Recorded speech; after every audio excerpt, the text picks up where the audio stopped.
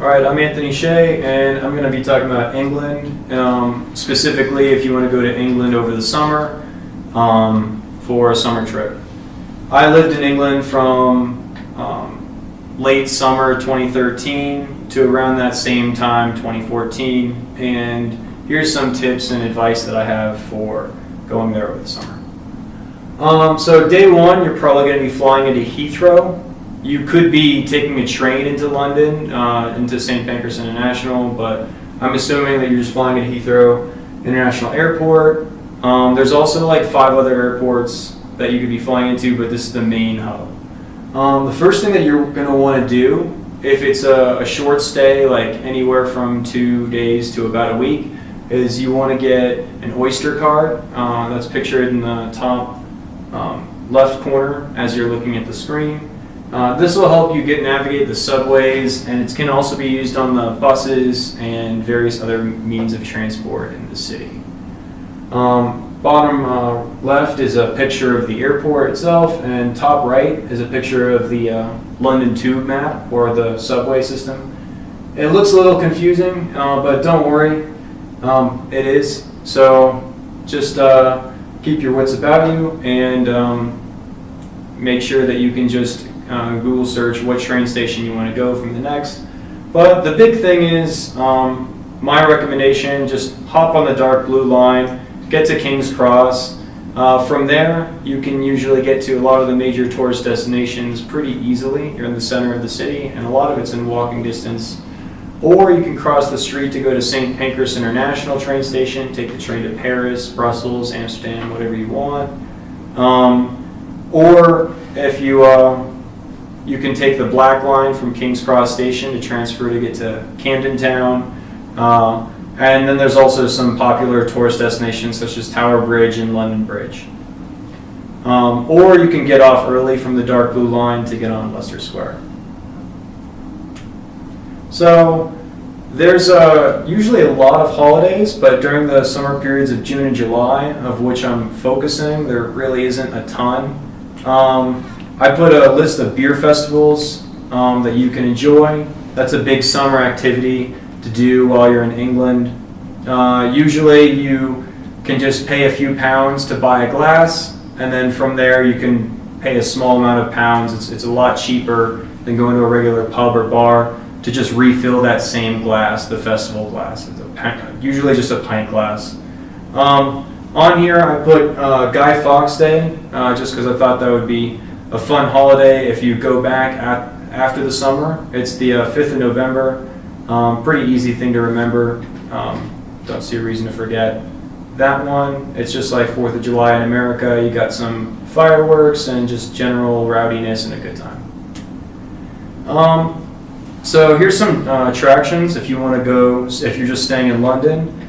A lot of people might think of the obvious stuff like London Eye, seeing the Shard, Big Ben, that sort of thing. But I figured I'd give you more of what is really touristy and exciting, but you might not think about at first glance.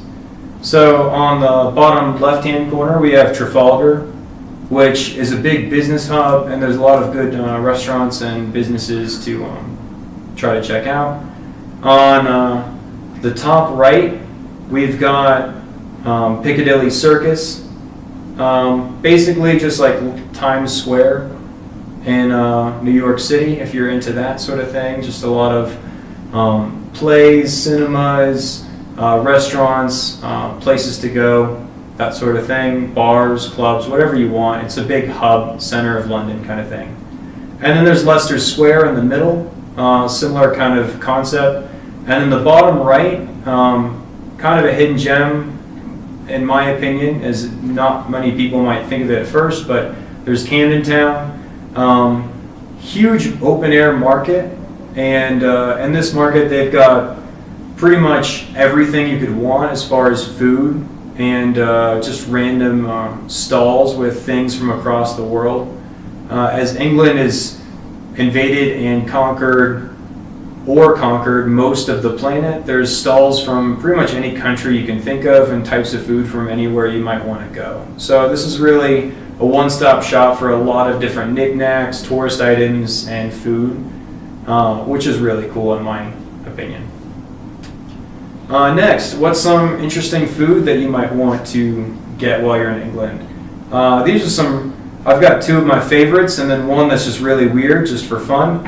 On the bottom left-hand corner, we have the Cornish pasty, and it's basically, I'd describe it as like a triangular-looking bread kind of food that's filled with what tastes to me like stew. Maybe it sounds kind of weird, but I think it tastes really good. A lot of people knock on British food for being stereotypically bad, but I think this is kind of a tasty treat to have, especially in the morning. On the bottom right-hand corner, we have sausage rolls. Pretty much, in my opinion, the British equivalent of like a hot dog in the fact that it looks disgusting, and I probably don't want to know what's in it. Probably similar stuff as a hot dog, but it tastes really good, in my opinion. Basically just a tube-shaped bread thing with, I think, pork-filled meat in the inside. Get these at a lot of gas stations, just local areas, pretty easy to get. And then the top right, I have black pudding, just for fun. Another really weird thing to get. Basically just sheep's blood, if you want to eat that. So I want to talk about this is some history, but mostly a lot of language just to get you around. The history of England is really, really long and detailed compared to most countries. So all I'm really going to touch on is the fact that we know that people arrived in what is now called the British Isles around the 5th century from what is now considered Germany and Denmark. And they've been doing really wacky stuff ever since and hating the rain. Some interesting words that you probably should know to get you around. If someone says they're knackered, that usually means it's like I had a long day at work, like they're just really tired. If they're miffed, they're probably annoyed or pissed off at you or just generally just upset for some reason. If someone says that they met a girl and she's all 6s and 7s, or they have a mate or a bloke, I guess, like a friend of theirs who's 6s and 7s, that just means they're crazy or just out of their mind. Something that's really important, quid, is the British equivalent of bucks. So it's kind of similar to pounds in that regard. So you could say it costs 50 quid, which is like saying it's 50 pounds. And the last one, fag in England is a cigarette. And then some famous people. Well, there's obviously the royal family, and they're really famous. And you might even just bump into them in the streets. They usually like to go during work hours. They like to go out so they don't get mobbed when they just go to the grocery store and that sort of thing. So if you're on a vacation and you just happen to go when everyone else is at work, and you're going to the grocery store or something in the middle of London, you might bump into one of them. And then a lot of actors are British. So I just put some of my favorites from the Marvel Cinematic Universe and the other photograph, and there we go.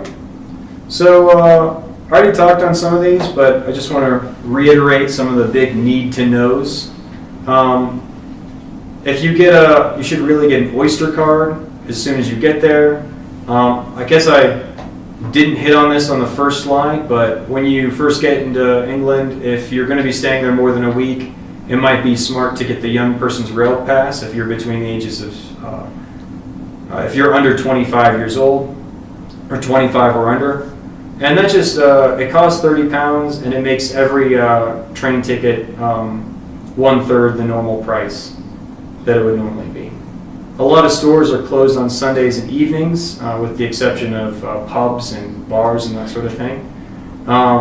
So just don't expect to do a lot of grocery shopping in the evenings or on the weekends. Noted conversions. When I was there, it was $1.70 was £1, but now it's only $1.30 as a pound, and you can only use the tube from 5 a.m. to midnight. So make sure that you can plan on taking the right buses or Uber or taxi appropriately. Not really a lot to avoid in England. It's a relatively safe country. Just know that gas is really expensive if you're going to be running a car. Obviously, dark alleys at night, just normal stuff. And lastly, I just was going to hit on some nightlife points. Try to check out a local pub crawl. A lot of hostels, like for instance St. Christopher's Hostel in Camden Town, usually has a pub crawl most weekends where you only pay like £5 or £10 and you get a free drink at 5 or 10 bars, which is really cheap compared to just buying drinks at the bar, and that can just drain your entire wallet and bank account. I live near Cambridge, so a couple of my favorite bars were Lola La and Revolution, just your normal club scene, but whatever is good for you. That's concludes what I have to say about some tips and things to do in England on summer vacation.